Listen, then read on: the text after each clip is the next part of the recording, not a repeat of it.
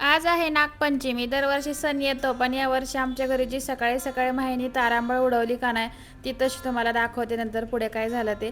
सकाळी उठल्याबरोबर तिने ना माझी मेहंदी बघितली आणि मला म्हणली, मला मेहंदी का काढली नाही. आणि रात्री तिला मेहंदी काढत होते तर म्हटली, मला नको, माझा हात खराब होतोय. मग तिला मी तितकं काम वगैरे सकाळचं सोडून मेहंदी काढत बसली. मग फायनली मेहंदी वगैरे आवरून घेतली.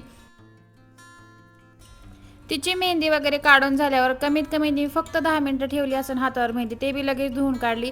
मग मी स्वयंपाकाची तयारी केली. आज नागपंचमी ते निमित्त आहे ना, मी एक मस्त खमंग अशी पुरी आणि पनीरची भाजी, गुलाबजामुन तर रात्रीच बनवले होते, ते सगळं बनवून घेतलं.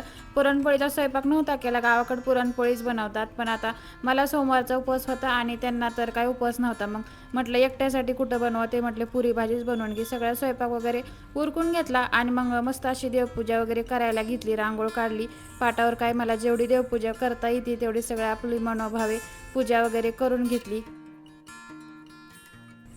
नागदेवतेची मनोभावे पूजा केली आणि घरातल्या सगळ्यांच्या सुखसमृद्धीसाठी प्रार्थना केली. मला जसा हा सण आवडतो अगदी तशीच मी पण मनापासून प्रसन्न होते. सगळी पूजा वगैरे करून घेतली. महादेवाचा जो उपवास पण होता, मग महादेवाची पिंड वगैरे पूजली. आता इथं काय बेल वगैरे भेटला नाही, त्यांना मी साठी सांगितलं होता, पण जेवढे फुलं वगैरे भेटते तेवढे फुलं ते घेऊन आले. मग मस्त मी ती नागोबा नरसोबा काय म्हणते ती पोस्टरला वगैरे सगळं मी लावून घेतलं.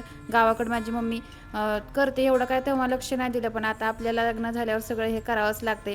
मग माही पाया पडली, मी पण पाया पडले, माझा तो उपवासच होता आज. मग माहीने पण आमच्या काल उपवास धरला होता.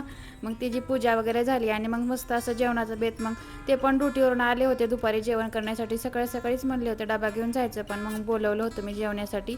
मग असं काय मेनू होता आज, पुरी भाजी, पापड आणि मग गुलाबजामुन. अशी होती आमची साधी सुंदर नागपंचमीची. तुम्हाला व्हिडिओ कसा वाटला कमेंटमध्ये नक्की सांगा. व्हिडिओ अजून आवडला असेल तर तुम्ही नक्कीच ह्या चॅनलला माझ्या सबस्क्राईब करू शकता. आवडला असेल व्हिडिओ तर लाईक शेअर आणि सबस्क्राईब करा. भेटू द्या अशा छानच्या व्हिडिओमध्ये, भेटू द्या. तोपर्यंत बाय बाय.